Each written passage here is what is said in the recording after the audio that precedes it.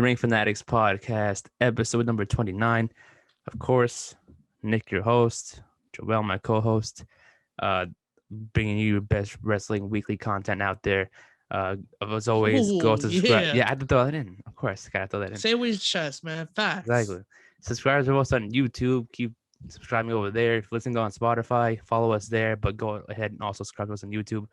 Follow us on Instagram, Twitter, any platform you can find us on. Go subscribe there. Everywhere we are, go follow us, subscribe, do what you got to do. Exactly. Tell him, man. You tell him too. Tell him with your chest, man. You know the vibes, bro. You know the vibes. Yeah, you know the vibes. It's almost Mania week, but we got one more week left until we get there. That's the whole other conversation. We get that next week. But this week, I want to talk about something that's happening not before Mania, but starting after Mania. That is now I guess you could say, new weekly schedule of wrestling now. You still got your Monday Night Raws, Friday Night SmackDowns, and AEW on Wednesdays. But now we got NXT being brought to us on Tuesday nights, and now Impact Wrestling being brought to us on Thursday nights. Yep. Here in the US, all over the world too. But that's a new, different schedule that's coming to us to wrestling.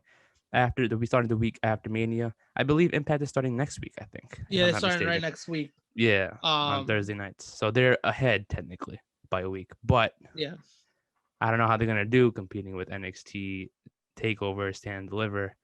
I feel like they should have started the week after because I think wasn't Takeover announced before? Yeah, but I think they just did it just to get it out the way, so that they're not starting the same week.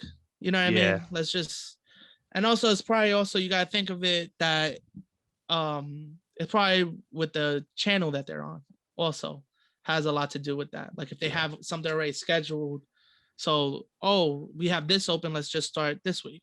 You know what I mean? So stuff like that. So that's probably what happened. I mean, that's true. But it's gonna bring back like. At first, I thought once they moved to Thursdays, I thought they were Thursdays. I know, right? That's what I thought too. It brought nostalgia back. Yeah, I don't know why everybody's up with Tuesdays and Wednesdays. I don't know why Thursdays is not a thing. Thursdays is great. I feel like that was the kind of like a steal for them. I mean, they were originally on Thursdays to begin with. Yeah. Like years ago.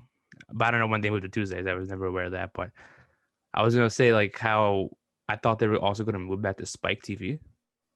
I kind of had a feeling they were going to switch channels again. To kind of bring it back. To channel? Yeah. Is Spike even a thing anymore? I have no idea. I was thinking about that too the other day. I was like, wait, is Spike TV still a thing? I haven't looked it up yet, but let me look it up now, actually. They might have. Oh, you know what? They might have them. I think they're Paramount Network now. That show. Oh, that whole channel? Oh, I think that channel is them. That is? I know that. I think. It's Paramount Network? The whole channel's on Paramount? I think they took over that channel. I think what Spike TV was, because if you look up Spike TV on Google, what comes up? Paramount Network. Oh, yep, I see it too. Yep. So that channel is Spike TV. Yeah, wow. You know what I mean? What used to be? Yeah, Spike used to be lit. That's what I was. TNA used to be 1,000 Ways to Die. I remember that show. Gee, that what was a show! Yeah, what a show! And that's how you like. That's how you know Throwback TNA was on the same channel as 1,000 Ways to Die. Spike was lit. Spike had 1,000 Ways to Die, TNA, The Ultimate Fighter. Like they were popping. They were popping. They had Raw for a little bit. It was popping. Exactly. And I did not know they were on Paramount Network. That's crazy. Yeah, I guess Paramount bought them over. Yeah. What shows? What? I don't want to get too far into Paramount Network because I have no idea. I have no idea what's on there. I know Paramount Network they have streaming now. Like they have a streaming network. So I think they own like Nickelodeon because I know SpongeBob is on there. I think they own like NBC and stuff like that. That's their own. I don't know. Paramount or CBS. It's one of them. Yeah. Paramount Plus. Because I think Peacock is NBC, right? Yeah. Peacock's NBC. Peacock is a whole nother. I know. That's a whole nother conversation. We'll get into that too. Yeah. But Yeah. So as I mentioned, the move. Yeah, the move. So now it's back on Thursdays where it originally was. Then we have NXT who snuck in their own show on Tuesday nights, which was once with Impact. How do you feel about that move now that we have basically the top 5 shows on the 5 different days of the week. Basically, NXT just said, "Yo, I gotta hold the L. I gotta move." You know what I mean? I took that as like, even when I told, like, my brother was telling my pops, he was like, "Yo, they're moving to Tuesday nights now." It's like, usually the people who lose move or change their time or whatever. So basically, NXT has to hold the L. I think it's better for wrestling now that I don't have to keep flipping back and forth. It was cool, you know what I mean? But like, I don't know. And NXT wasn't, and also we gotta remember the pandemic happened and stuff like that, so they wasn't able to have that shock factor of doing stuff like that. You know what I mean? Like, a lot of stuff had to be in house. You couldn't really add talent here and there, so it wasn't like a lot. You know what I mean? Like a lot of surprises and stuff. But I like that they're moving to Tuesdays. I wish they would stick with Wednesdays, go back to an hour, and go back to the network or Peacock, because I love that format. But they gotta do what they gotta do. Yeah, How you feel about it? I was gonna say, like, when you said and they took the L, I don't see anybody holding the L to me. I don't know. They didn't win a week. I think they won 1 week when AEW was taped. I think the people who actually won was the fans. Oh, I don't want to be the corny one that says, "Oh, the fans won," whatever. But I feel like that's better off for. Actually, I don't even know about that if the fans won, because we had to flip back and forth. That we missed gems on AEW, but we also missed gems on NXT while we were flipping back and forth. Now we won. We don't have to do that anymore. I guess that's true. That's true. So I don't think anybody lost, so to speak. I don't think anybody won either. I mean, in terms of the fans, yes, but in terms of companies, no. None of them have lost or won. I feel like at this point, it's better for us to just be like, okay, enough of these. This is like, okay, now which one should we watch? Now at this point, it's like, okay, we could watch both. Exactly. And I feel like they saw that the first time they did the Tuesday night special. I think it was last July. Yeah. Right? Am I correct? I believe so. I think it was in July they did it, and they were like, oh, wow, we have a lot more viewers. Oh, no shit, because there's not another show going up against you. Like, of course you can get more viewers. That's what you want. Yeah. Nobody, I don't know why they decided, hey, you know what? Let's get off the network. And you know what we're going to do? There's a show this night already. We're going to go the same night. And then be mad about your viewers. Of course, you're not going to get as many views. There's 2 shows on. Yeah. I think when they did the Tuesday show, they almost hit 2 mil. Yeah, because there's no one else on. What? Yeah. You barely hit 1 mil when on a Wednesday. You know what I mean? I think they're both like always like in 800, 900,000. Yeah, they're both like within the 500,000. They're always close. AEW's always edges out, but it's also the newer company. People are giving it a chance. You know what I mean? It's not because, oh, AEW is the superior, NXT is the superior. It's just that this is the new alternative. Let's give it a chance. Let's see what's happening here. But I think it was smart of them to move to Tuesdays. I think it's better for everyone to move on it's better for everyone that they moved. And it was smart for Impact to move also, because they were like, what do we have to gain from that? We're not trying to go to war with you guys. You know what I mean? Yeah. And it's like I feel like with the AEW Impact kind of deal they're having right now, I feel like they're gaining absolutely nothing from it to begin with. Besides who's gaining? I feel like Impact is not gaining anything besides having they're not literally not getting anything. They're not, it's like, okay, we have your former tag champs now on our show, but now they're not tag champs anymore. So like, what are you doing there? It's like, what are you promoting? You're just having 2 guys consistently being on AEW every week. I haven't seen them on Impact since he's lost the titles. Yeah, so but also they're building up for the Kenny versus Rich Swann. Swan. Yeah, I guess kind of. They're still building up for that, and who knows what's gonna happen after that. You gotta remember, it's a slow flame. You know what I mean? Yeah. Who knows what's gonna happen in the future? Who knows if the title collector collects another title? Yeah, I mean, one thing about that is that I believe I forgot what the name of the show that Swan beat Moose at. I can't think of it at the moment, but one thing that they did was they put the TNA World Title against the Impact. Yeah, it was like it became like the undisputed champ. I did. Right? Okay. Yeah. I think so. I didn't know that. I thought I haven't seen Impact since, so I don't know if he was holding both or just one. And now that you mention it, I'm not sure. Yeah. I think they just carry the one because they brought it was a whole storyline that they brought the TNA belt out of retirement. Because it was Moose wanted to be champion. Moose wanted to be champion. So they just brought it out of retirement. Now they made it the undisputed title. So I think now they just used the Impact title. Yeah. Okay. Because I was thinking like if Swan is the both Impact and TNA, even though it's the same company, the champion. Yeah. Then what if like at Rebellion is Rebellion the next pay-per-view that they're fighting at? Omega? I believe it's Rebellion. Sorry with the R. Yeah. I believe so. Hold on, I'll tell you right now. Impact Wrestling. Let's see. Remind me later, homie. What are you doing? Damn, y'all bringing me to mass sites. What the fuck? Yeah, Rebellion. Yeah, so at Rebellion, what was I saying? Rebellion, I think it'll be cool to see to kind of like bring back that Kenny Omega being the collector and kind of promoting Impact a little bit more as having the TNA champion up for grabs. Yeah. Instead of doing just Impact versus AEW, be Impact versus TNA versus AEW, even though two of them are on one person. That way you have Kenny Omega win all three. True. Instead of having just two. I believe isn't he still a AAA world champion too? To be honest, I'm not even sure if he's. I remember if he defended it once. Still holds that. Yeah, I'm not sure if he still holds that title. Because he should have at least brought that in and be like, "Hey, I'm still AAA." Yeah, like I know he's worn it on AEW a couple times, like a handful of times. Not since he's won the AEW title. Yeah, it hasn't been mentioned for a while though. Yeah, so who even knows what's going on with that? That's what I was wondering too. Like, okay, now you have, I think Laredo Kid has been in AAA before. That's what I was thinking they were going with it. Like, okay, they brought in Laredo Kid. I know he's done stuff with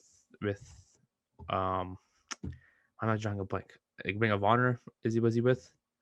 And then he's gonna just randomly come through to AEW, replace Pac, and then now it's just using him week in, week out and not really do much. Like why is Laredo Kid there? Yeah. I'm assuming he's gonna be involved in that storyline because the Lucha Brothers are in there. I don't think they know what's going on right now. I think they're just slowly like we'll see what happens. You know what I mean? Like, because right now there's nothing like, it looks like nothing's really planned to do anything with them. I feel like I'm seeing the same thing every week. I don't know. I feel like I'm watching I feel like I'm watching like a replay of what happened the week before. Like, oh, Moxie comes out, distracts Kenny. Kenny's mad at the Young Bucks, and then someone attacks Kenny. I think right now they're building towards that big turn with the Bucks turning on him. And I guess having the Bucks versus the Good Brothers. You know what I mean? And I think that's how they're gonna tie in AEW. I think they're gonna beat them for the titles. That's my personal opinion. I think they're gonna take the titles and bring them to Impact. What I want to see happen, that too. I want to see like at least the Good Brothers win it, then bring it to Impact. But I kind of want like. And this happened at Revolution this year, how Phoenix and Pac won the number one contender spot, but Pac is injured. So one thing I've always wanted to happen was to have at least the Lucha Brothers should have won the first ever. I'm gonna say this right now. They should have won the first ever AEW Tag Team Championships. You think I don't know why. I feel like they should have. Over SCU. No offense to SCU, but like I get it. They're working with them kind of backstage a little bit. I might be biased. I think Proud and Powerful should have won them first, or Santana and Ortiz. I think they should have been the first, and that would have even helped put a rocket on the Inner Circle even more. It would have made them even more legit. You know what I mean? Yeah. In that sense. But the reason why I say Lucha Brothers because they were in the finals. Yes. That lost to SCU. So if I were to choose them two, I would have said Lucha Brothers over SCU. Yeah. But I think that was a missed opportunity in my opinion for them. Like I said, I know SCU works highly with the Bucks and backstage stuff, but like Yeah. It's the Lucha Brothers. They were big at the time, you know. They were once like one of the best, like with the Young Bucks, one of the best tag teams in the world. And all of a Yeah. sudden, they're like, there's not saying that they aren't, but like they're kind of like doing stuff behind Pac a little bit, kind Yeah. of Pac's sidekicks, and it's like give them the spotlight for once or something. Yeah. Which now Now, that's what I think they're doing with Pentagon. yeah, Slowly, they're giving him that spotlight. Ray too, like Phoenix too, like slowly they were putting him like in singles matches, and then again they tagged him with Pac. So now that Pac's injured, who knows what they're I gonna be hope having him do? I hope they just give the Lucha Brothers a tag team opportunity, even though Pac and Phoenix were the number one contenders basically. But the Yeah, Lucha Brothers were the OG, even with the Death Triangle, they're the original tag team with the yeah, group. Might definitely. as well give them the shot. I feel And you. it'd be better if they did like a triple threat match: Good Brothers, Young Bucks, Lucha Brothers, That'd be dope. and then all for the AEW Tag Team Championships. And I don't remember the last time they did a triple threat title shot that I can remember Now that I'm trying to for think any of, for any championship match. I don't think they've done a triple threat. no, I don't think so. That would be cool. That would be the first ever triple threat title opportunity instead of doing one-on-one. This is different for them and different for the company, and it will be something that if Lucha Bros, because I know FinJuice are now the Impact Tag Champs from New Japan. Yes. Do you think that's a tie-in now? Yes. With the partnership, you think so? I feel like it is. I feel like at some point we're gonna see them more on Impact, and eventually you're gonna see them more on AEW. Eventually, not like we have much, like not how often we see the Good Brothers on AEW, but like at least at one point we're gonna see them come on, maybe do like a small part in this feud with them, where we see them like, okay, one day they come out, attack the Good Brothers, or next week they come out and start a feud with somebody where they put the Impact titles on the line against the AEW tag team, because technically, since they're Impact Tag Champion, even though they're not signed to Impact, they're technically their champions. So they're representing that company at the moment. Yeah. Instead of representing New Japan. So then they can say, oh, an Impact Tag Team versus an AEW Tag Team, even though they're New Japan, it's three companies tied into one. You know what I mean? I think, to be honest, this might be a hot take, but I think one of these titles are getting defended in the Tokyo Dome in January next year. One of these titles, I feel like the partnership is low key right now. Like we've seen it is, like we saw Kenta, FinJuice, you know what I mean? They won the tag belts. Like it's not being said they're New Japan superstars, but they are. You know what I mean? Yeah. But they're not saying it. But I feel like down the line, once everything calms, right now there's a lot of travel restrictions and stuff for a lot of people, so it's tough to do like a big full like invasion. Yeah. But I think slowly but surely they'll start getting more people in and interfering with each other. You know what I mean? I thought whether it's sending the Good Brothers to New Japan for a show for them to attack FinJuice, you know what I mean, to like set up a match for Impact pay-per-view or something like that they're all working together. But I just have a feeling that one of these titles are gonna be defended at Wrestle Kingdom.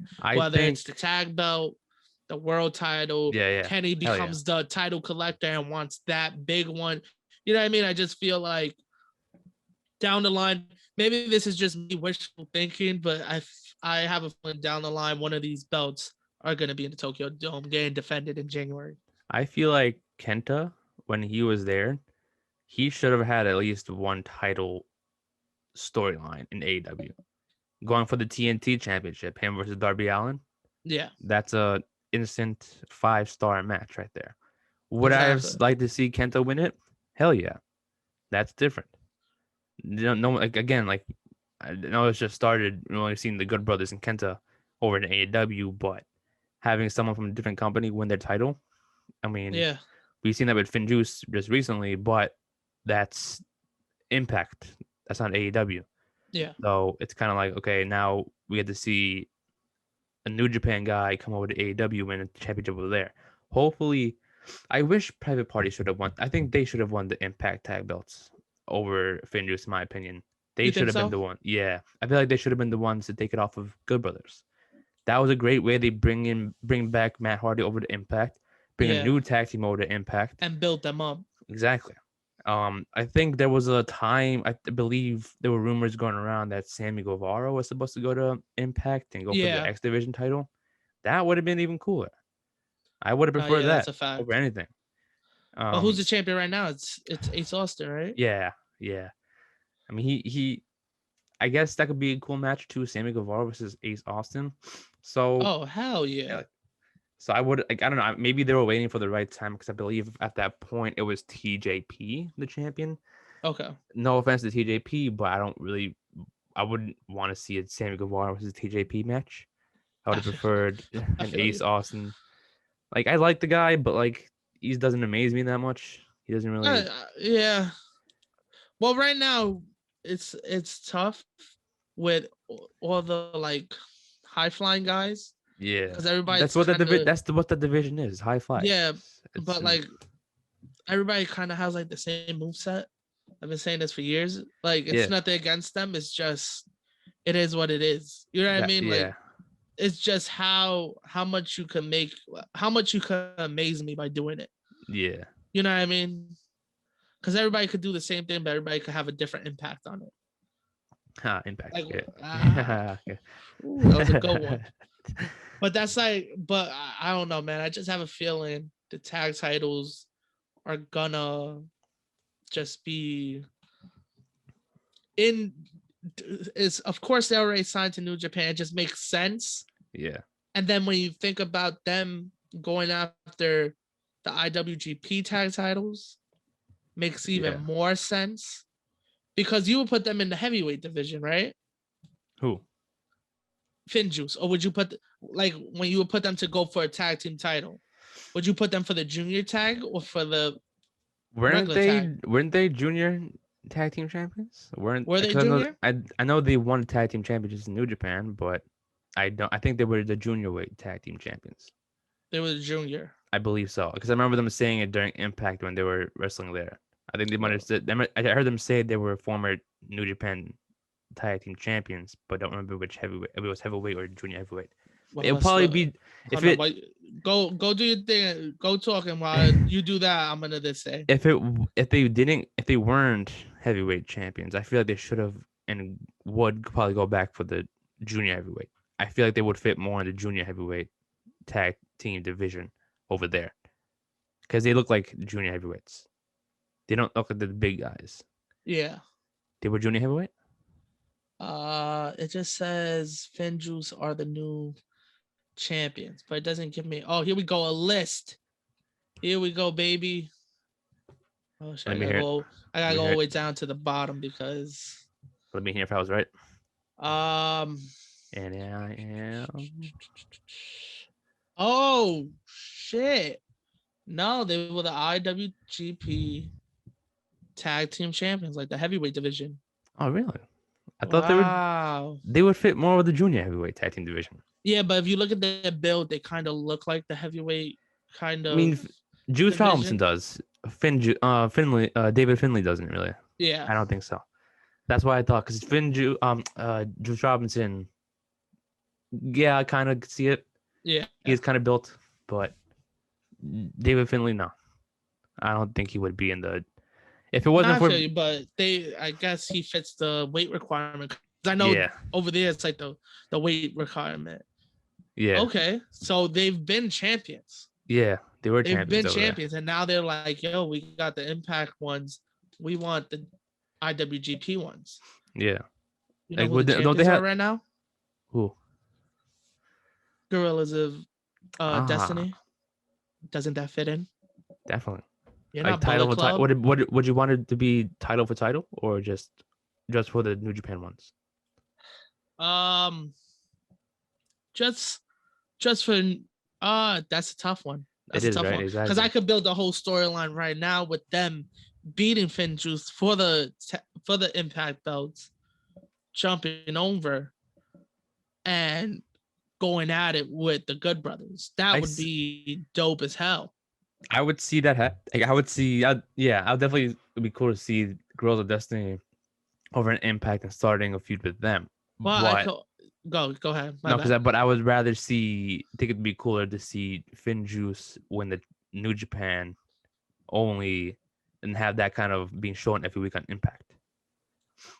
You know what I mean? Feel you. Yeah.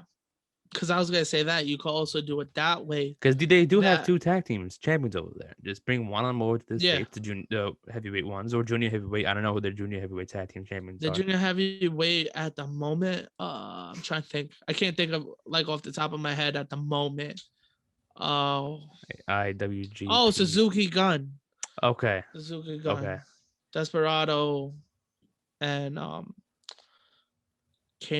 can I'm not even gonna try it. I'm not even gonna try it. But it's to do with the leather jacket and Suzuki Gun.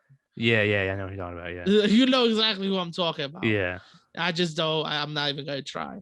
I'm not gonna embarrass myself right now. Yeah. That's it. But yeah, at least bring one of them over and just kind of like. But I feel like they can do so much things. They can have Finn Juice go to New Japan, challenge for those belts, and the Good Brothers jump over and just attack them 1 week. You know what I mean? Yeah. And you have Guerrillas of Destiny come to the US and be like, yo, we don't need your help on trying to keep our belt. You know what I mean? Like have them, you ain't family no more, and that brings them over to the US, but that also brings the Good Brothers to Japan for that storyline.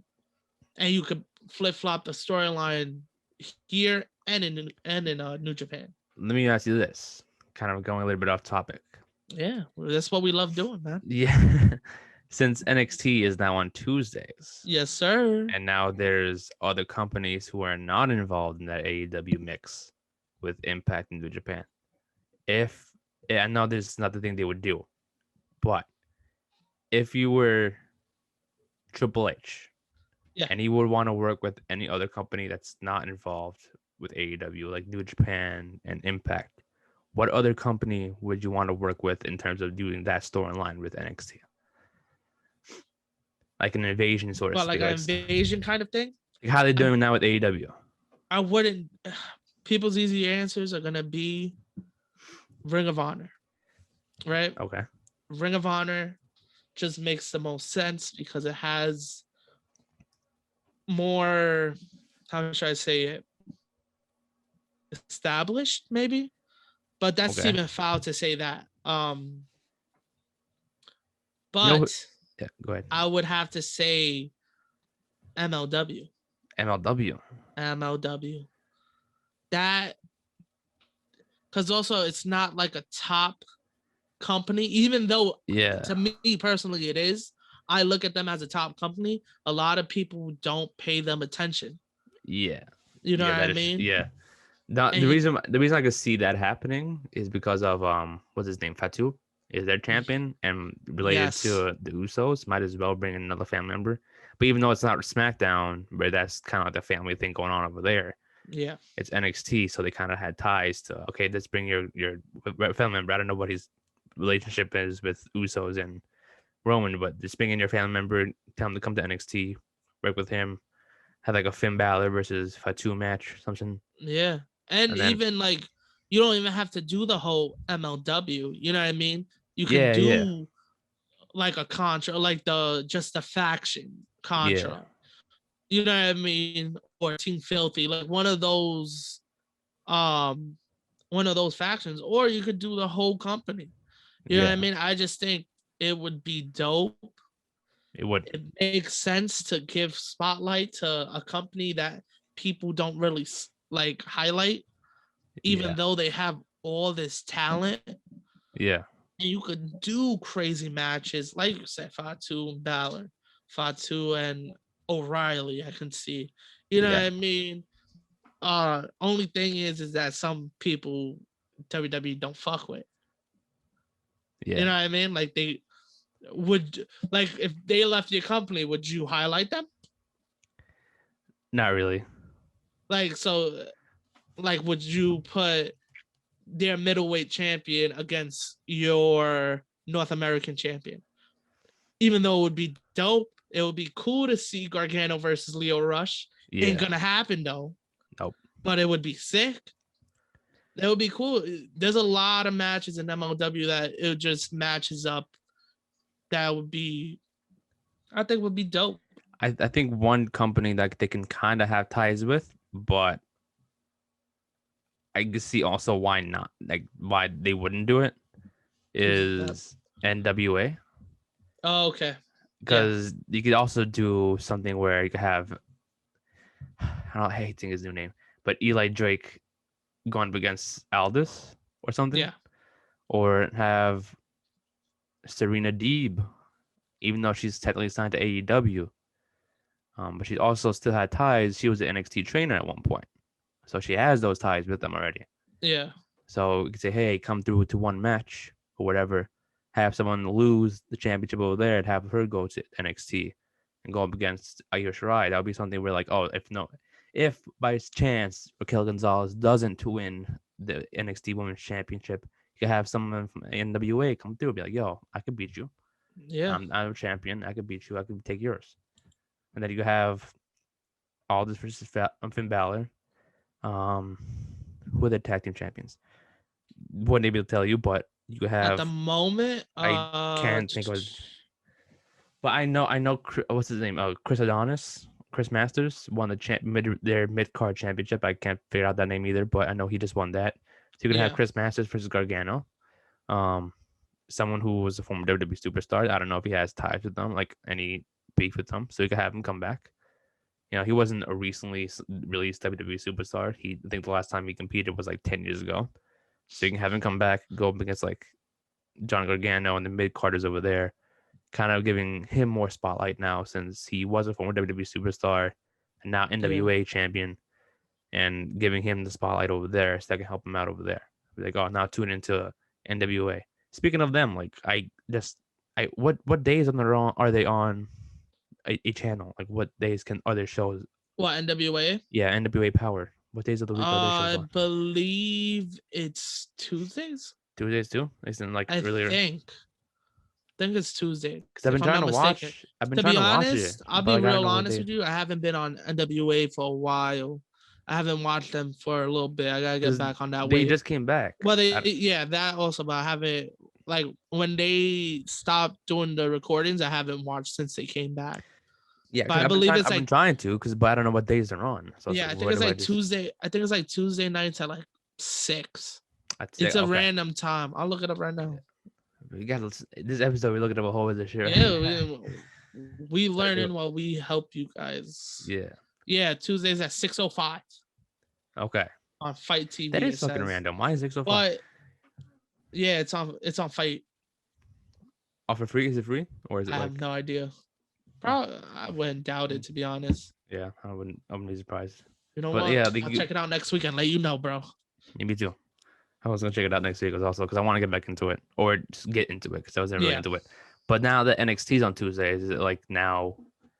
Is that pre-recorded? NWA? Yeah. Because it'll be weird if like they're on the same time, but we see the same superstars. Well, they're at 6:05 NWA. Oh yeah, yes. I forgot. Okay, yeah, and then NXT's at 8, so it'll be like, oh, from NWA. I think they're done by 8. Yeah, so it'd be like, they have like a superstar wrestle at like 6:05, and then go through to Impact to NXT.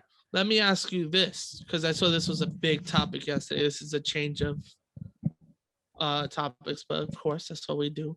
Yeah. The factions in AEW. Are you a fan or not a fan? Okay, so I'm a fan of certain factions. Do you feel that there's too many? I mean, there's. What do you mean by too many though? Like I've heard that there's too many factions in AEW at the moment. Do you agree or disagree? I've said this once before in an episode. It feels like they're doing it like every other week, creating new factions. I feel like I know the QT Marshall is doing his thing with like the Nightmare Family guys they have, which great storyline. Yes, I think that's the thing. It's only cool in terms of storyline wise. Like, oh, okay, now this person is joining them. But then it's like I feel like they're doing it at this point to figure out where certain superstars go. For example, Eddie Kingston. It wasn't a faction, I don't think, but Eddie Kingston had the Butcher and the Blade with him at one point after Pac came back, and then they took back the Lucha Brothers. Yeah, and that was an original faction, so I wouldn't say that was like a split up or new one, but they had a point where Butcher and the Blade were with Eddie Kingston. Now they're with that Hardys, they were tagging with him a lot, and now they're with the Hardys. Yeah. So like I feel like they're flip flopping different people to different places, and it's like they're trying to figure out what to do, and it's like it's I get it's too. My bad about that, okay. bro. It's okay. Start over. My bad about that. So it's like they're just flip flopping different people to different teams, and it's like they don't know what to do with them. Either they're still trying to figure it out, or they're just doing it for no reason. But I do feel like there's going to be a point where I feel like everyone's going to be in a faction, where it's like if you're not either by yourself or not in a faction, or in a faction, you know what I mean? So it's the same thing with the individual tag teams who are not in factions. There's just too much, and I feel like everyone's in it. I just feel like everyone's in a faction now. I guess you could say Kenny Omega and the Good Brothers are a faction now, even though they never claimed it. But then again, I wouldn't count a 3-person team as a faction. That's what I was gonna say too. Like I've never thought of a 3-person team as a faction. Yeah, it's just a trio, not a faction. That's a difference. It's not a faction. To me, I always think more than three people as a faction. To me, 4 or more is a faction. 4 or more. So I wouldn't count, even though they have a name. That triangle, not a faction. No. Who else is the 3-person team? Team Taz. Yeah, kind of. Yeah, they're a faction, but they don't do faction shit like that. Yeah. You know what I mean? They don't do stuff on their own. Like Ricky. Yeah, like they run together, stuff. But they're not. You know what I mean? They're not a faction. If you get it. But like I said, I feel like they're just they're just doing it just because they probably don't know what to do with a certain superstar, maybe because they not gonna lie, like I'll admit, like there's certain people who they put into a faction and that's elevated their career in a way. But if they're doing it with everybody, then that's kind of like, okay, just let this person do something by themselves first, see how that goes, then see if they can go in a faction more. Because I feel like Ricky Starks, I've always felt like, yes, he's improved since, but I feel like at this point, separate Team Taz. Like, I like them; they're my favorite trio. Yeah. In the company at the moment, but I feel like even if they go on their own, I don't care. I wouldn't mind. The Pinnacle, I love, but I love it. And the Inner Circle, I love. I think those two should remain a faction. But I feel like if you're just gonna put random people to create a new faction, it's like that's gonna ruin it's kind of weird. Like the Butcher and the Blade, they don't fit anywhere in my opinion.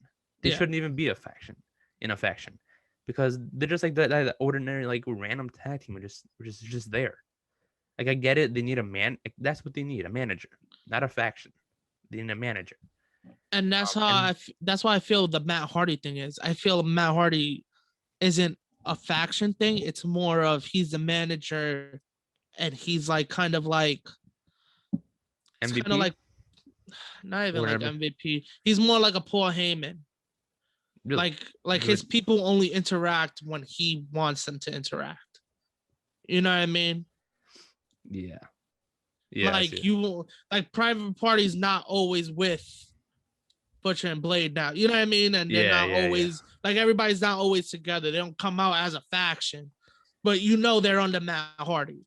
Yeah. So it's kind of like Matt Hardy, and it's kind of like, I'm trying to think, who could I really put it to? Because I know right now the only person I can think of is like Paul Heyman when he had Punk, Axel, Lesnar, and there was somebody else he had for like a week. Right back. I think it was was it right back? Not sure, but Cesaro. It was Cesaro. Cesaro, there we go. But it's like that. It's not that they're a faction. Because when I saw that yesterday, a lot of people were like, "Oh, there's too many factions." I don't think it's just too many people piled with each other. That's what. To be honest, I wouldn't say too many factions. Too many people partnered together. Yes. And I think that's what they're thinking about. I think that's the difference between what a faction is and what a group is. If that makes sense at all. I feel you. I definitely understand. That's what kind of gets me like not upset, but like kind of like, okay, enough. You know what I mean? It's like stop pairing people together, just let them go their own route. I feel And you. it's like if they do that first, I think they're attempting because like I said before, certain people fit well going into a faction or a group, but certain people and teams aren't. It may work right away, but sometimes it may take time. Like that's what I'm saying. Butchering the blade. I feel like they're bouncing around with different people, Yeah. and it's like just let them go on their own. I think just them three, Butcher, Blade, the bunny, let them go on their like a 3-person thing. You know, let the bunny be let the bunny be the talk or the voice of the group. Yeah. Of them three, instead of going with Matt Hardy or Eddie Kingston, or I believe there was someone else before that too. But yeah, but I think also, like you said, it's to try and help elevate them. Yeah, you know what I mean. It's trying to at some point that's gonna die out. I feel like at some point there's gonna be like less factions and just less people being partnered. Of course, every wrestling company goes through a time that there's mad factions. Yeah, for no reason. WCW had mad factions. If you think about it, WWF at a time had mad factions. I think that was like I want to say the late 90s that they even did like the gang warfare kind of thing. The Boricuas, DX, the Nation. You know what I mean? There was a couple of them. But in AEW right now, I feel like I agree with you. There's too many people paired together. To be honest, I look at AEW and I see 4 factions. I see Inner Circle, Team Taz, the Pinnacle, and Dark Order. But even them, they're not even. They're more of like a family kind of thing and not like a faction. Because I feel like they are, because they still induct people and they still keep people out. Like they are a fact. I say more of a group. So it's like that's what to me a faction is. I mean, you can call whatever you want, but I think it's a faction. Yeah, so that would be right there. That's 4. I saw people online arguing, and they were like, "But you forgot, Death Triangle, the Elite. We haven't seen Death Triangle together, and that's a 3-man group. The Elite we haven't seen on TV all together in a while, and they're basically broken up. Hangman's doing his own thing. Cody's not even involved with the Elite. Exactly. The Bucks broke up with Kenny. You know what I mean? Like that's not even a thing anymore. But of course, like I've said before, the people who hate wrestling the most are wrestling fans. So everybody's just got to complain. Also, what I saw was people complaining about the Pinnacle. Do you have a problem with the Pinnacle? Oh, no. I love the idea of the Pinnacle. And all I saw on Twitter from when they debuted was Evolution 2.0. Well, guess what? You know what Evolution was? The 4 Horsemen remake. 2.0. Exactly. That's what the fuck Evolution was. It's always something new. You know what I mean? Like, they're just trying to be Evolution. So I could tell you're an asshole and a dumbass by just saying that, because Evolution was based off the 4 Horsemen. Yeah, really. They think they have a horseman with them, so they think they're the Horsemen. Guess who was winning Evolution? A fucking horseman, and they thought they were a horseman. Exactly. It's the same shit. It's the same shit. Trying to get in a whole group of young guys, even though it was Triple H and Evolution, but getting a group of young guys and having a veteran there help elevate them. Exactly. I think that's the greatest thing to do. Exactly. That's a great faction. Let me ask you that. Can't go wrong with a circle. What's up?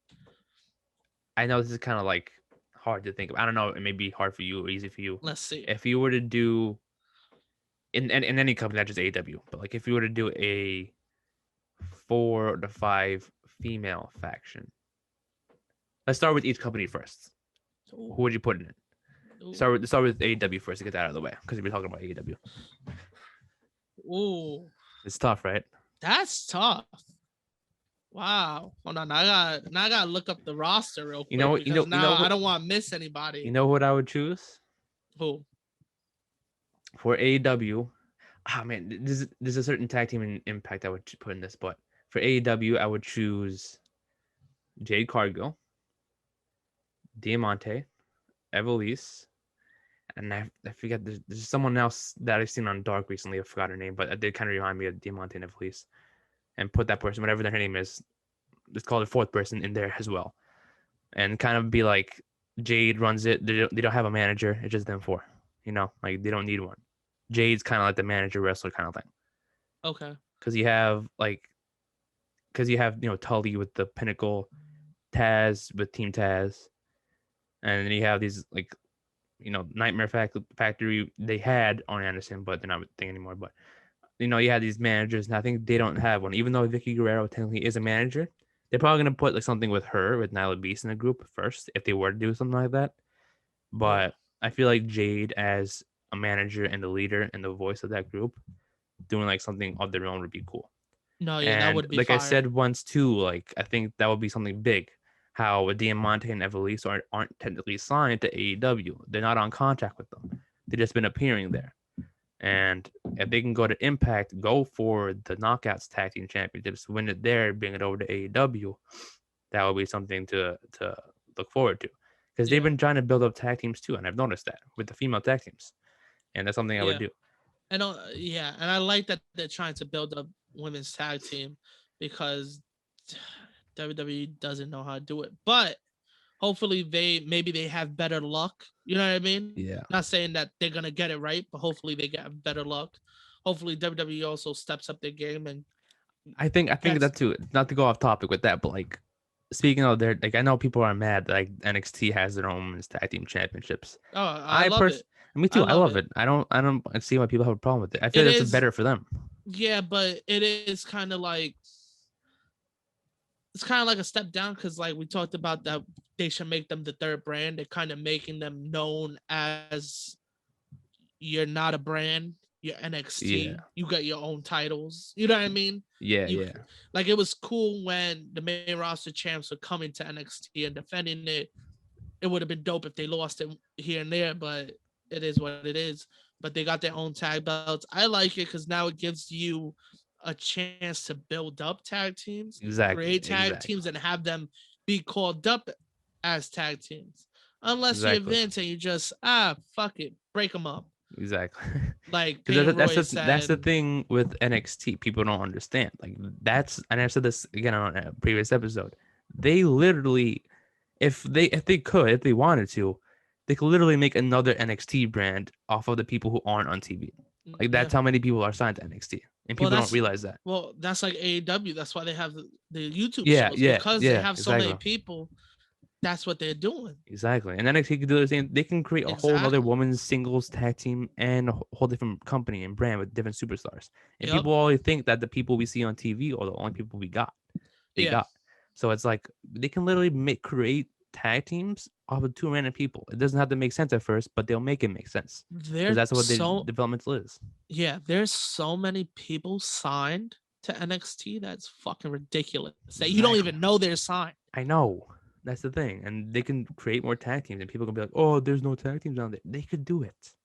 And that's really take that person and that person, put them together. They don't care. Put them together and go. You do it in the main roster with no shrugs. You're just like, fuck it. You're a tag team now. Yeah. You do it in NXT and it won't hurt anybody. Yeah. And you get us used to a tag team and then call them up as a tag team. You know what we're going to look them as? A tag team. Exactly. You know what I mean? Like right now, I look at them as a tag team. They're on the main roster now. Dana Brooke and Mandy, they're a tag team to me because they've had them together so long and they just work together. It just fits. So that's an actual tag team. You know what I mean? Natalia and Tamina, I fuck with that heavy. Yeah, that's a good tag team too. Like that's, if you look at their history, both of them are second generation superstars. Yep. They both had a history in WWE in the past. They can work. I wouldn't mind seeing them in tag team champions, or they could definitely still be tag teamed in the future. Definitely. But the NXT is where it starts. NXT is where you want to build your superstars. You can build a couple tag teams. Exactly. You've done well with look at the men that have come out as tag teams that they didn't know each other from the indies, and you just put them together and boom. Yeah, exactly. Gable and Jordan. Yeah. Enzo and Cass. FTR. Yeah. Well, I don't know. I think they were tag teams before then. Maybe I don't even know, to be honest. But still, fuck it. You know what I mean? But still, you get that chemistry in NXT together. You know what I mean? To put two people together, it's just like it's tough.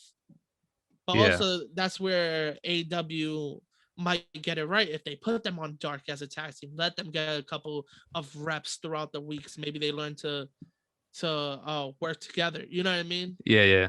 Usually, like sometimes on WWE, if it doesn't work one week, it'll just be like, she's tagging with this person now next week. You know what I mean? It's tough. Yeah.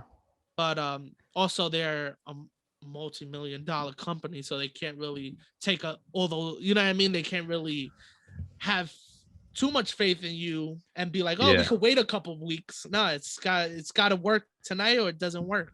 Yeah. So going back to that question I asked, like, who would you put in a 4-person or 5-person group? Let's start with NXT because that's probably easier to go with. Female team. The NXT women. Yeah. I don't even know, man, because to me, I've always liked, maybe they'll sound sexist, I always liked when women would just by themselves or in tag teams. I never really liked the faction thing. Okay. I don't know why. It's just always, I don't know. It's just how I think. Yeah. But damn. NXT. I would probably put because you gotta think of people who can work together, who are similar. That's the thing when it comes to tag teams, who look and act alike. And I think because Tegan Knox is someone who hasn't been in NXT since her injury last year or 2 years ago. I don't remember how much she got injured, but I feel like she can fit well going back with Dakota Kai and going with them in that group with Raquel Gonzalez and maybe Toni Storm too. 4 people who started off in NXT UK for a bit, and then came to the NXT, and now they're like, even Raquel Gonzalez isn't from that area, that region, but still she can be like Dakota Kai as a leader, and them 4 just running everything. And then you have 2 of them be the tag team champions, one of them as the NXT champion, and someone who's just like there getting back and winning something. That's very true. Why, when people talk about factions, right? My bad, get off topic again, but you had brought something into mind.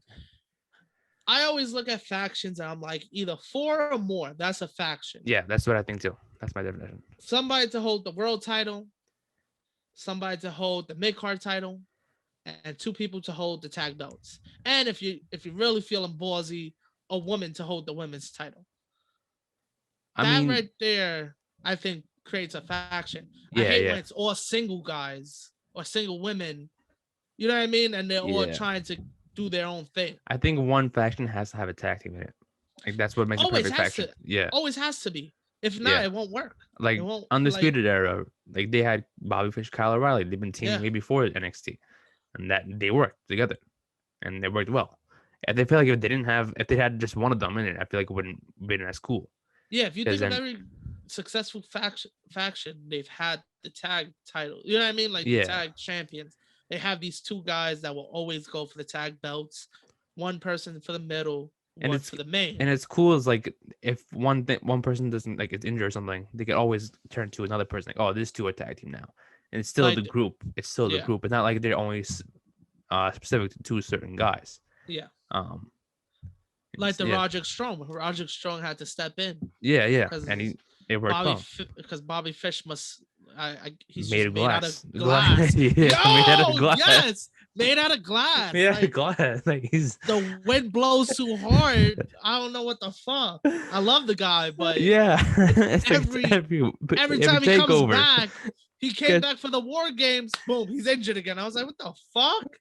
Like made of glass. Always. But if you think of every faction, they've always had that tag team if they're successful. You know what I mean? Yeah. And that also is what I look for in a faction, to be called a faction. Does it have a tag team? Yeah. Because I wouldn't even call Undisputed Era when they first debuted a faction. Yeah, I me would too. say they were a group. They were trio. I hope that's what when they first debuted, I was hoping they would become a faction, like a 4-person team. Because when I first saw them, I kind of immediately thought of the Nexus, like how you have a leader, start off with a small group, even though the Nexus were a bigger group, You have a small group and then work your way up to having more and more people as the week or as time goes on. I thought they would have had more than 4 people, honestly. Yeah. I thought they should have had more. And like I thought like my opinion, I know like I don't want to go too much off it again, but like the Undisputed Era, I feel like should still be a thing, even though we're seeing a few between Kyle and Adam Cole. Yeah. Eventually, I feel like a little bit of a prediction here. I feel like Kyle O'Reilly is going to bring back the Undisputed Era with Bobby and Roderick Strong, and maybe another person that they bring in someone else. Yeah. You know, I feel like Undisputed Era is still going to be a thing after Takeover next week with different people, and I think that's going to be a way of like seeing Adam Cole being by himself. Maybe. And yeah, I think that's what they've been wanting. I think that's what they've wanted to, maybe I don't know about Adam Cole, but I think that's what NXT wanted to see all this time is Adam Cole by himself. Yeah. And I agree with kind of what they're saying in their promos. And no disrespect to the other guys, but I feel like Adam Cole should have been by himself a long time ago. I feel like there should have been a point he should have been by himself. Yeah, I think what happened was Undisputed Era got too successful. It got too successful. It was like, we can't break this up. Like, this is working too well. Yeah. And another point that you brought up that you were saying that you were like, they needed a fourth guy. To be honest, I didn't even think of Roderick Strong. Me neither, man. Me neither. I didn't think of that either. When it first happened, the first thing I thought of, like when I saw Adam Cole come back, Kyle O'Reilly and Bobby Fish got together, they joined, boom, they all three together. I was like, you know whose contract is almost up? Michael Bennett. It's going to be Michael Bennett. That's going to be the fourth guy, which, well, honesty, I think it should have. Yeah. They threw him straight to the main roster. Yeah. Because of who his wife was. And they put him in that stupid ass storyline. Not because of her, but also because she already had a name. Yeah. I guess they didn't want to put her back in NXT with him. Yeah. Split them up. So they just put like nothing against him, but he would have thrived in NXT as that fourth member. Yeah, hell yeah. And I think you mentioned this too once back when we did the ringside throwback. But you said they should have had her as the female member of NXT. Yeah. And that would have been dope too. That would have been great to see her in there and just doing her thing as a definitely female in there. And I feel like I think they could still have a fourth member, even though if it's not Adam Cole after Takeover, if they still plan on doing that. I'm just wondering who it is. You know, maybe that's the thing. Like, what can it be? Like a heel, like a face turn or something with Pete Dunne joins them. Don't see it working. True. I don't think that would work, but maybe it could be. Maybe it could be somebody who I don't know. I can't think of anybody. Like maybe Isaiah Swift Scott. I'm just throwing it out there. He's not doing anything. Might as well throw him in there. It could be anybody and can make it work. Yeah. You know, they made Roderick Strong work. Not saying he was a bad wrestler beforehand, but they made it work. You know, he was doing nothing, then it meant to being something with the Undisputed Era. Yeah. So it's like they can do that with anybody. If you have Kyle O'Reilly being the leader, that's the thing too. Like you said before, how they were too successful at one point. And I think I'm not saying that Fish, Strong, and O'Reilly aren't successful and great, but if they just use them three at the moment, and Kyle O'Reilly as the leader, that goes back down to like where they were when they first debuted. They weren't as successful. I think they needed Adam Cole, in my opinion. And now without Adam Cole, they're just back down there trying to get back up to the top again. And I think that would work to do that. Yeah, but I don't even know if they needed him. I think they all needed each other. Yeah. Like to all make it work. Like, I don't know. Like, I love Adam Cole, but I don't know how much they would have been behind him if, like, he got that crazy reaction when he debuted. You know? But, like, how many people get crazy reactions when they debut? Everybody gets that pop. But that him and O'Reilly and Fish made it work all together. You know what I mean? They made so they kind of like all fed off of each other's success. Yeah. Of course, Adam Cole had the most success because he's the single star. Yeah, but he's the bigger name. They were holding them tag belts for a while. You know what I mean? They held, and a couple times they held them. Whether it was Roderick and O'Reilly and Fish. I think Adam Cole had to help defend it a couple times. Because I was thinking about, like, how can Fish be separated from them now? It's like, what's like, unless he retires? I hope he doesn't. I hope he doesn't. But it's like, how would he be involved in this? He hasn't been involved in it once since they broke up. You would have to put him as a single star. You have to You bring would him in have as to, a right? singles. Yeah. Now, since he's not a small guy, but he's a small guy. You know what I mean? Compared to Yeah. everyone, he's not as built and stuff. You could kind of throw him in 205. I wouldn't mind that. I wouldn't mind that shit. There's some matches that he can get in 205 that would be awesome. I I wouldn't mind. wouldn't I wouldn't mind, but I would also hate to see it because it's like, Yeah. you were like, Just but killing it with. I could see him as 205 live champ. I Yeah. could see him as He cruiserweight can champ. he can help that division big way. Definitely. Give me a match with him and Azazel Scott, him and Escobar, him and Devlin. Yeah. Put him in that feud.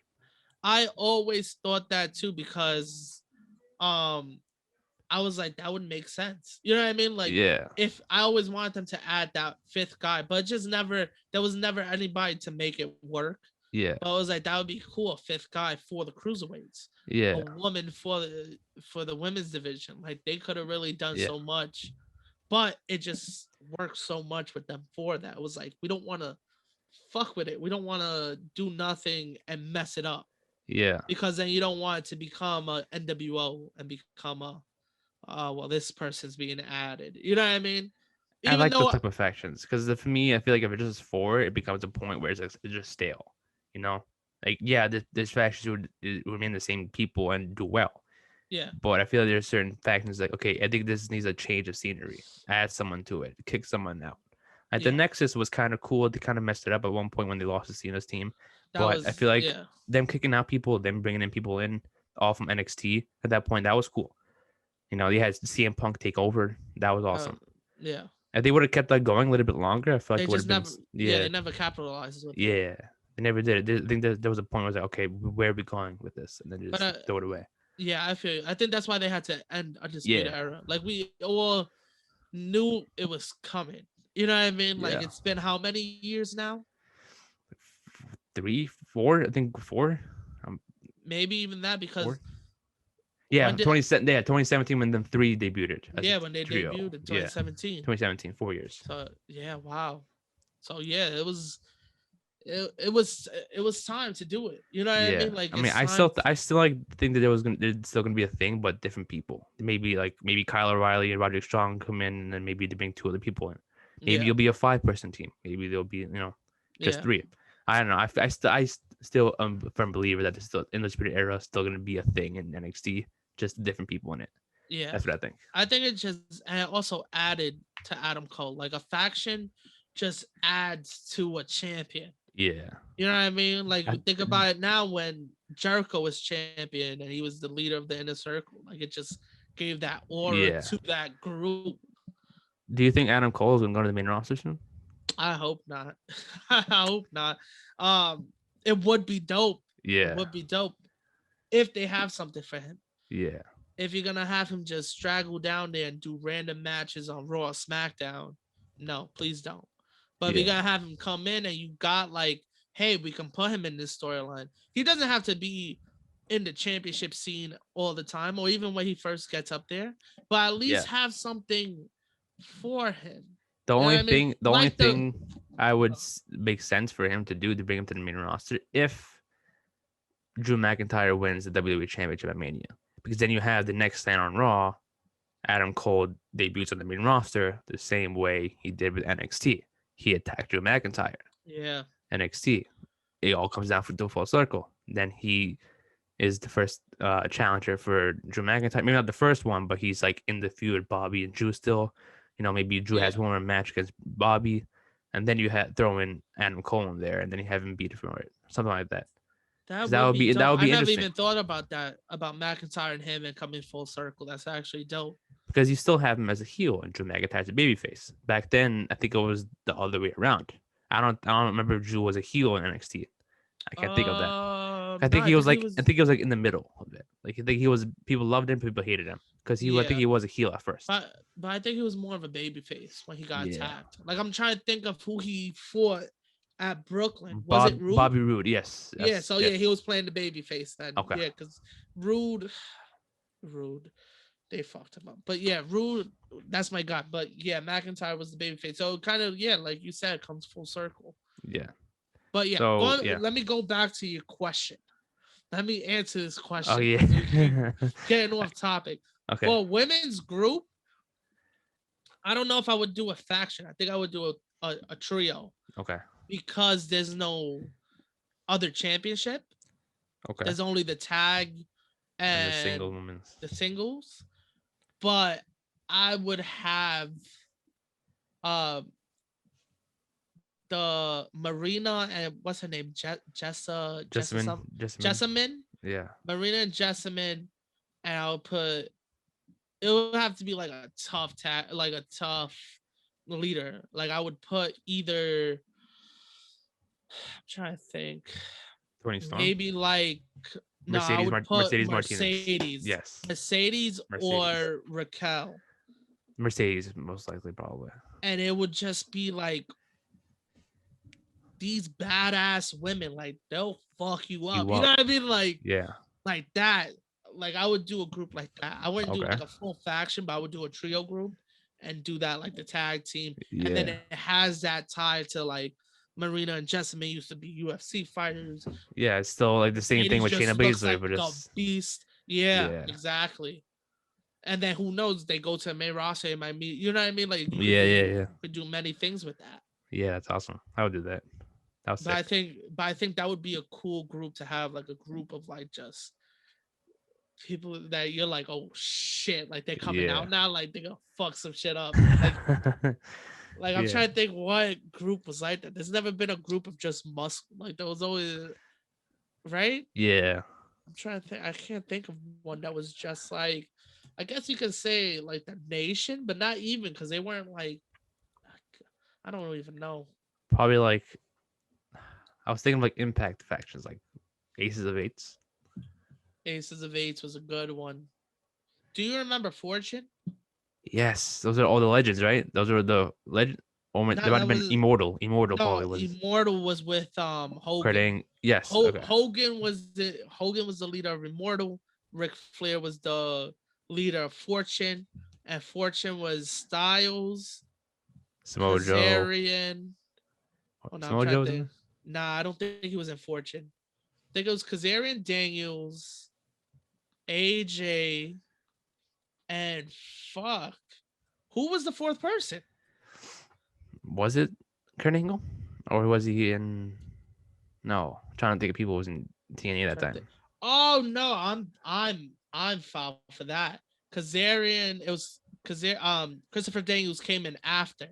It was AJ, Beer Money, Kazarian. Oh, that was the faction. Okay. Yeah, and then Christopher Daniels joined in. I think he was supposed to be there from the start, but got injured or something like that. And then he joined later on.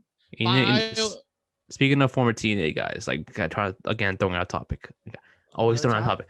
But like Hurt Business. Oh man, let's talk about the Hurt Business, bro. I'm gonna get a lot of heat for this. Ooh. I don't mind this breakup. I don't mind it because I have a feeling I may be going too far fetched with this. This may not happen. Cool. Hold on. Let me just log off real quick. Just end the episode right here. But like, I don't. I think they're doing something where they said. I mean, Bobby Lashley's saying, "Oh, whoever beats up Drew McIntyre and him gets a championship spot at Mania." Ricochet and Ali, no, not digging that too much. Was not expecting them, but whatever. But then the first person I thought of, I haven't seen this all over Twitter yet, but Keith Lee. I know he's dealing with stuff out at home or health issues, whatever. Take Drew McIntyre out. Have Keith Lee. Keith Lee is the more believable one to do so out of everyone there. Have him, like, I know he said, yes, take him out and you get a championship opportunity. You may think it's like a good guy or whatever helping him out. But I think he said specifically Mania, he'll get a title shot if he injures Drew McIntyre. Maybe he will help take out McIntyre after Mania when Keith may return, because we don't know when he's going to return. Maybe it turns into something where Keith returns after Mania and joins Bobby Lashley and takes out McIntyre. And then another person to add on to that group. We didn't see him on Monday, but Samoa Joe. He put Samoa Joe in there He said one person. He didn't say one person. He said if you could take out Joe McIntyre, you get a championship opportunity. He didn't say two. He never specified one person.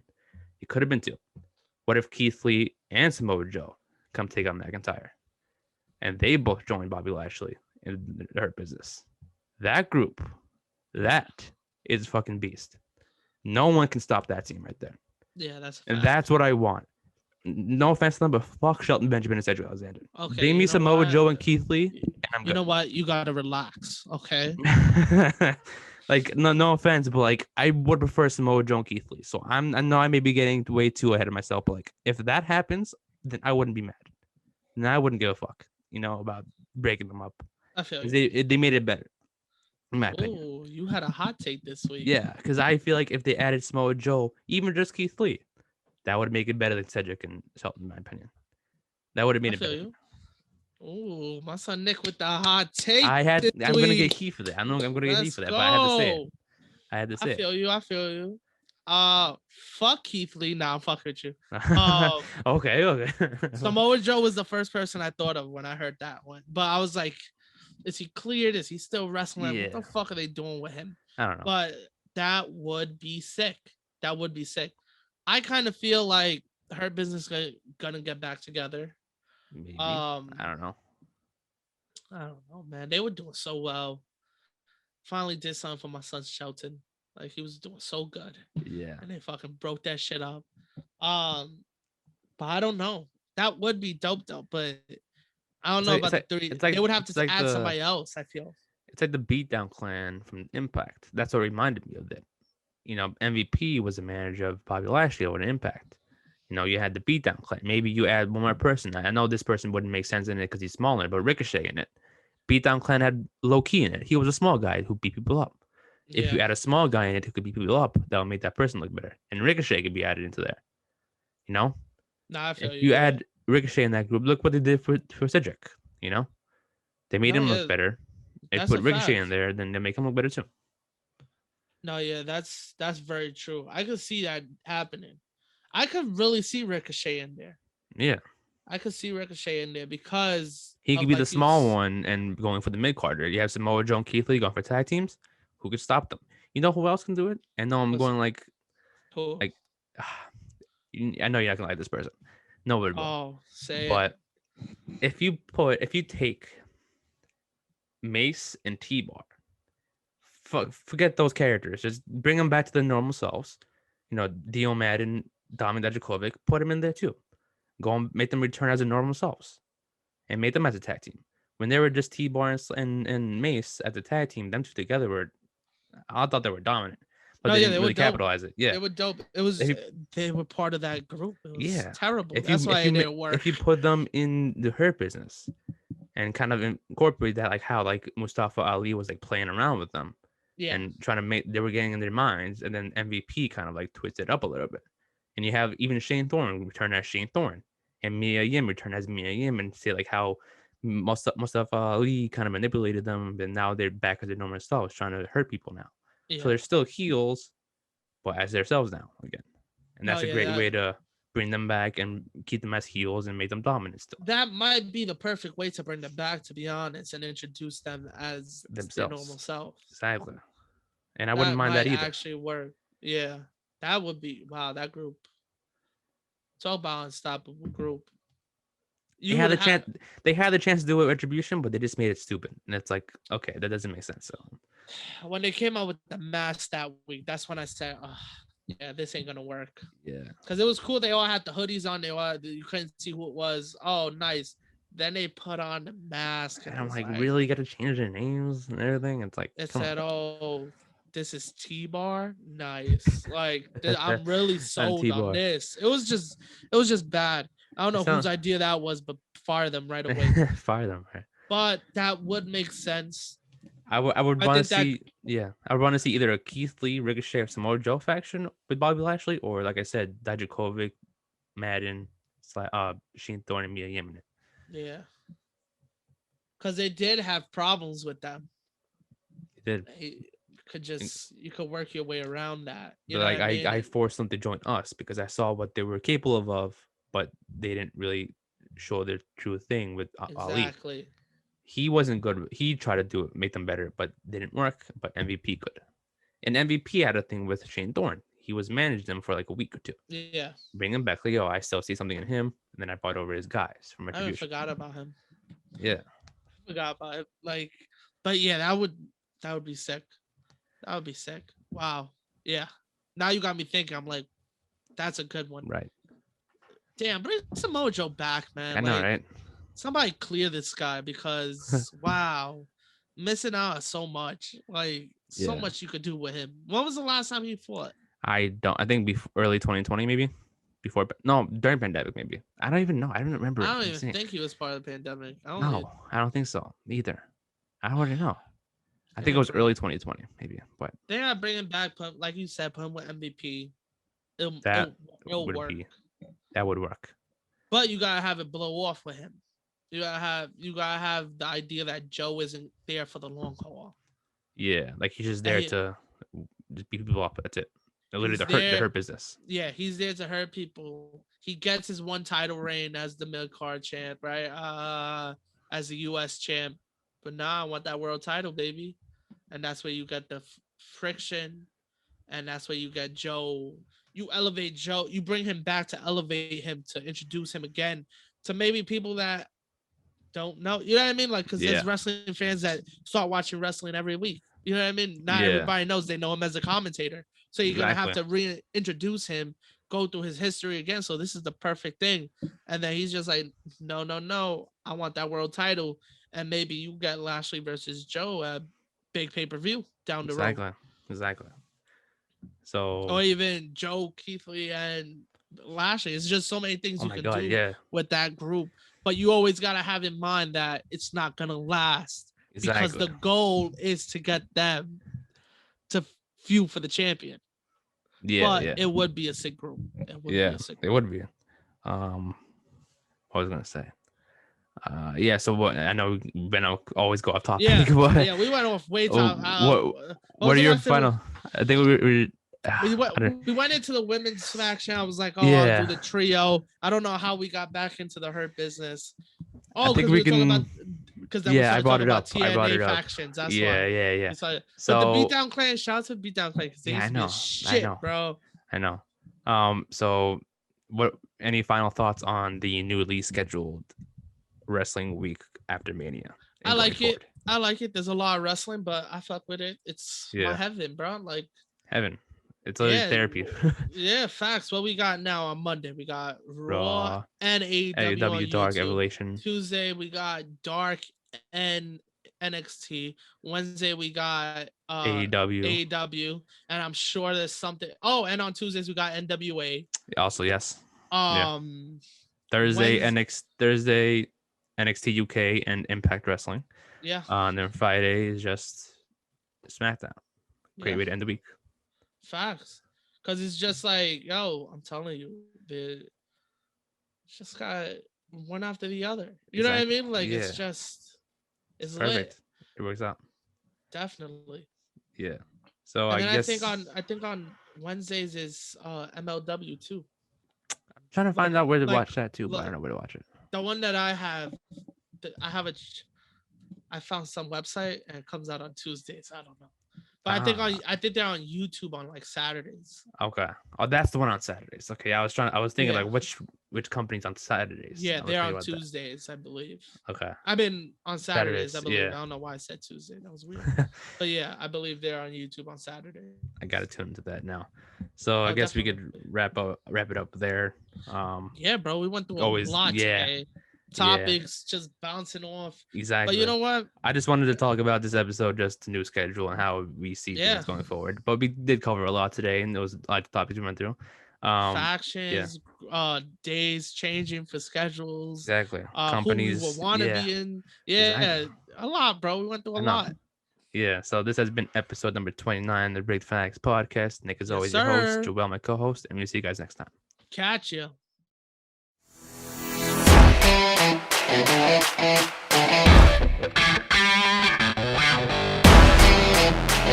Thank you.